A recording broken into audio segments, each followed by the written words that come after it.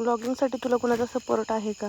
तुला सगळे लोक मदत करत असतील तर असं काही नाही आहे. मी खरं ते सांगते, मला व्लॉगिंगसाठी कोणाचाही सपोर्ट नाही आहे.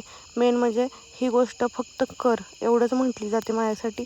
पण त्यात हेल्प करणं किंवा एडिटिंगसाठी तर ते माझं मलाच करावं लागतं. पण एखादा कंटेंट करताना मोबाईल हातात असेल तरी कोणी म्हणत नाही की मी मोबाईल पकडतो.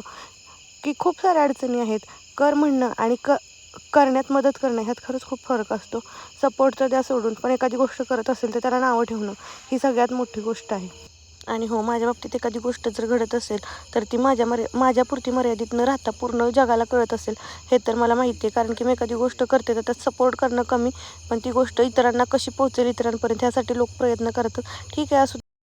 आता ठरवलंच आहे, कोणाचा सपोर्ट भेटो अथवा ना भेटो पण व्लॉगिंग सुरू ठेवायचं. कितीही अडचणी आल्या, कितीही अडथळे आले तरी त्यात थोडंही थांबायचं नाही. परंतु काय होतं, माझं थोडंसं बाळ लहान असल्यामुळं बाकी गोष्टीला प्रॉब्लेम येतो. मला बॅकग्राऊंड साऊंड जरी द्यायचं असेल तरी मला बाहेर यावं लागतं. त्यासाठी दिवसाचं मी ते करू शकत नाही काम, कारण की आदिराज पार्टीचा असतो माझ्या. आणि संध्याकाळचं करायचं असेल तर मी सगळं काम उरकून घराच्या बाहेर येते आणि नंतरनं साऊंड देते.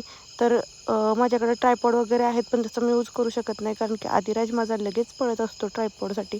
आणि त्याचे हट्ट आता वाढलेत ना, त्याच्यामुळं त्याला मी काही बोलू शकत नाही. आणि चला, उद्या बाकीचं बोलेन. तुम्हाला आजचा व्लॉग कसा वाटला कमेंट करून